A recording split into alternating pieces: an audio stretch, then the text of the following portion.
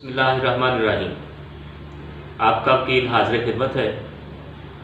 आज हम section 342 CrPC के मतलब बात करेंगे। सेक्शन 342 जो है ये बहुत इम्पोर्टेंट सेक्शन है। ये स्टूडेंट्स के लिए जो LLB पार्ट 3 के स्टूडेंट्स हैं, जिनके पार्ट 3 में सीआरपीसी का सिलेबस शामिल है, उनके लिए इम्पोर्टेंट है। ये प्रैक्टिसिंग लॉयर्स जो हैं उनके लिए भी बहुत इम्पोर्टेंट है। और ये जनरली अगर देखा जाए तो ये सेक्शन बहुत इम्पोर्टेंट है, बहुत अहमियत का हामिल है। सेक्शन 342 सीआरपीसी जो है ये उसी चैप्टर में से है जिस चैप्टर को हमने शुरू किया हुआ है, और वो चैप्टर है chapter 24 relating to general provisions of trial and inquiries. इस सेक्शन में हम देखते हैं कि इसकी लैंग्वेज क्या है। सबसे पहले इसकी लैंग्वेज पर गौर करते हैं और इसको समझने की कोशिश करते हैं, और फिर उसके बाद हम देखेंगे कि इसके जो हैं ऑब्जेक्ट क्या है, और फिर इसके बाद हम ये देखेंगे कि इसमें जो मैंडेटरी चीज़ें हैं वो कौन सी हैं, और जो डिस्क्रिशनरी है वो क्या है। इस लेक्चर के बाद हम, क्योंकि ये प्रैक्टिकली इन क्रिमिनल ट्रायल ये बहुत अहमियत का हामिल सेक्शन है, तो हम इसमें आने वाली जो लेटेस्ट जजमेंट है 8, 10 या 4, 5 जितनी भी होंगी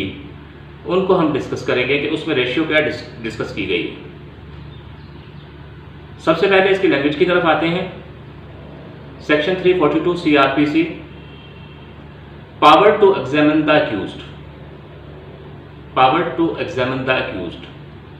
इसका सबसेक्शन 1 क्या कहता है? For the purpose of enabling the accused to explain any circumstances appearing in the evidence against him, the court may at any stage of any inquiry और trial without previously warning the accused put such questions to him as the court considered necessary, and shall for the purpose aforesaid question him generally on the case after the witnesses for the prosecution have been examined and before he is called on for his defense। ये इसका subsection 1 है section 342 CrPC का। इसको अगर हम देखें, इसकी language को थोड़ा सा एक्सप्लेन करें कि इस मकसद के लिए, किस मकसद के लिए? For the purpose of enabling, यानी उसको इस काबिल बनाने के लिए, उसकी ये अहलियत हो कि वो समझ सकता है द अक्यूज्ड को, यानी अक्यूज्ड को ये समझाने के लिए एनी सर्कमस्टांसेस, वो हालात वाक़यात appearing in the evidence against him, यानी जो एविडेंस हो रही है, जो उसके खिलाफ आ रहे हैं, द कोर्ट में at any stage of any inquiry और ट्रायल, यानी कोई इंक्वायरी या ट्रायल है, उसमें जो एविडेंस के मुख्तलिफ सर्कमस्टांसेस उसके खिलाफ आ रहे हैं, उनको उसके अहल बनाने के लिए कि इसकी समझ आ रही है उसे पहले से आगाह किए बगैर,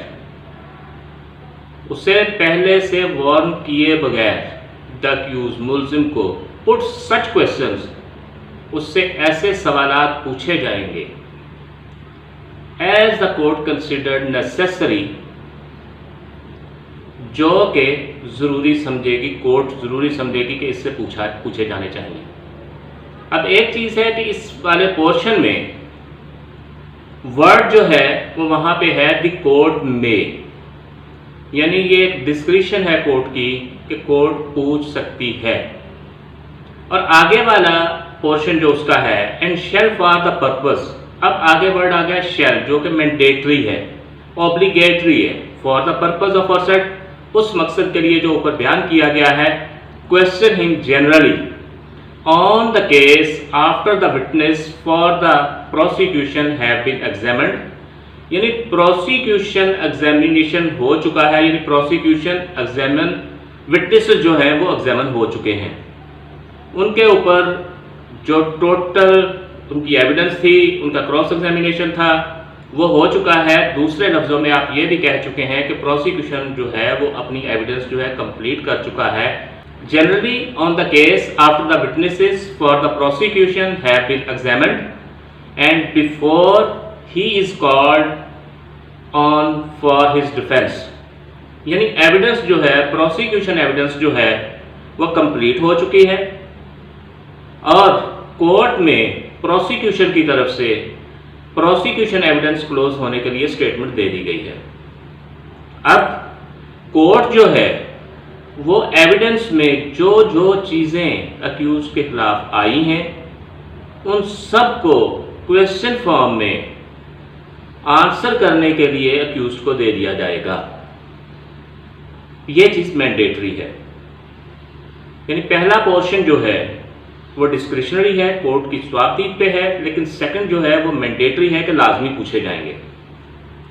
अब इसको अगर हम देखें तो ये जो सब सेक्शन 1 है इसको 2 पार्ट्स में डिवाइड किया गया है। फर्स्ट पार्ट जो मैंडेटरी है वो सिर्फ इसलिए होता है for the just decision of the case, court consider करेगी इन चीज़ों को कि अपियरिंग इन एविडेंस जो है उनको देखेगी and for the just decision of case उसको देख सकती है, यानी डिस्क्रिशन होगी। लेकिन दूसरा पार्ट जो है वो मैंडेटरी है कि जो चीज़ें एविडेंस में आई हैं वो कोर्ट ने पुट करनी है उसे और अक्यूज ने उनके जवाबात जो हैं वो देने हैं। सेकंड पोर्शन जो है इसका, सेकंड सब सेक्शन 2 जो है इसका, वो क्या कहता है? The accused shall not render himself liable to punishment by refusing to answer such questions or by giving false answer to them, but the court may draw such inference from such refusal or answer as it may think fit। जो second इसका subsection 2 है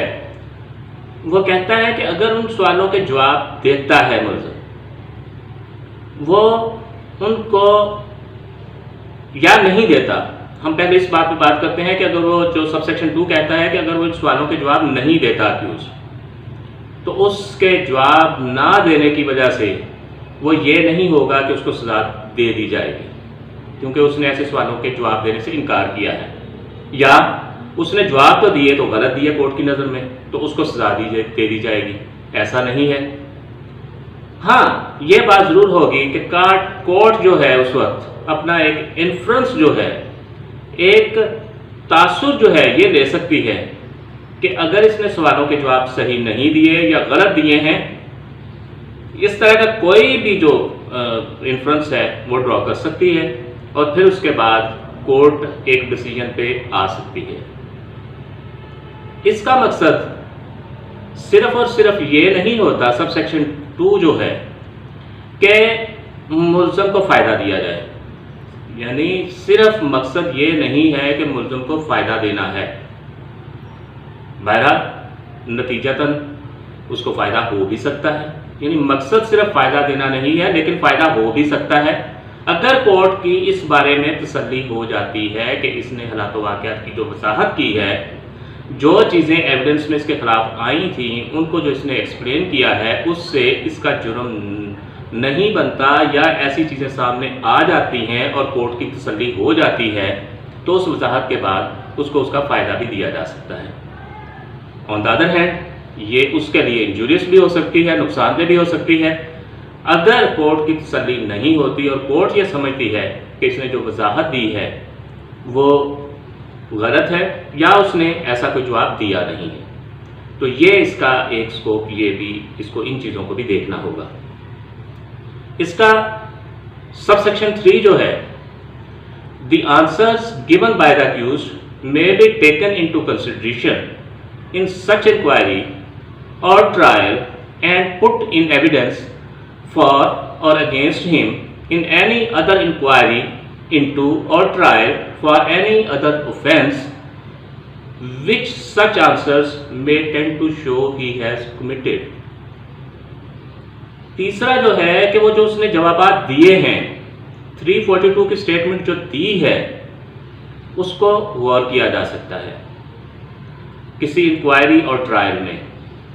कि इसने evidence में जो कहा है उसको उसके अगेंस्ट भी किसी और ऑफेंस में उनको इसके खिलाफ कंसिडर किया जा सकता है। यानी एक ट्रायल में जो उसने जवाबात दिए हैं 342 की जो स्टेटमेंट दी है उसको कंसिडर किया जा सकता है इन सच इंक्वायरी और ट्रायल, किसी उस इंक्वायरी और ट्रायल में, एंड पुट इन एविडेंस, और उसके लिए एविडेंस में उसको डाला जा सकता है फॉर और अगेंस्ट हिम, उसके खिलाफ, इन एनी अदर इंक्वायरी, किसी और इंक्वायरी में, और ट्रायल या ट्रायल में, फॉर एनी अदर ऑफेंस, किसी और जुर्म में, which such answer may tend to show he has committed, यानी जिससे ये लगे कि उसने ये जुर्म जो है वो किया है। तो तीसरा ये हो गया कि उसके खिलाफ किसी और ऑफेंस में भी इस्तेमाल हो सकती है। इसका सबसेक्शन 4 जो है वो सेक्शन 340 से रिलेट करता है इस हद तक, except as provided by subsection 2 of section 340 की स्टेटमेंट के बारे में, उसके बारे में हमने पढ़ा था कि वो जो है ऑन ओथ होती है, तो वो ऑन ओथ होती है, ये ऑन ओथ नहीं होगी। मेजर डिफरेंस ये भी है इसमें एविडेंस में आने वाली चीज़ें हैं, और इसी में जो सवाल एक पूछा जाता है कि आप 340 सबसेक्शन 2 के तहत as a witness office on आप अपेयर होना चाहते हैं या अपने विटनेसेस पेश करना चाहते हैं, फिर हम 340 की तरफ जाते हैं। ये इसके 4 जो है सबसेक्शन थे। अब इसमें एक चीज़ याद रखने वाली है कि जो 342 की एविडेंस है, 342 की जो स्टेटमेंट है वो मैंडेटरी है इस तरह से कि ये हमेशा प्रोसिक्यूशन एविडेंस क्लोज होने के बाद होगी, और इसको that can not be dispense with, यानी ये मैंडेटरी है, इसी तरह से होना है और इसको डिस्पेंस विद नहीं किया जा सकता। तो ये 342 की स्टेटमेंट ये कब होती है, इसमें मैंडेटरी क्या है, इसमें डिस्क्रिशनरी क्या है, ये सारी चीज़ें हमने देखी हैं। अब हम नेक्स्ट लेक्चर में इस तरफ जाएंगे कि इस सेक्शन के ऊपर 342 सीआरपीसी की स्टेटमेंट के ऊपर हाई कोर्ट ने और सुप्रीम कोर्ट ने किस किस्म की जजमेंट्स दी हैं। जब किसी को कन्विक्शन हो गई तो कोर्ट जो है उस ऑर्डर को असेल किया गया,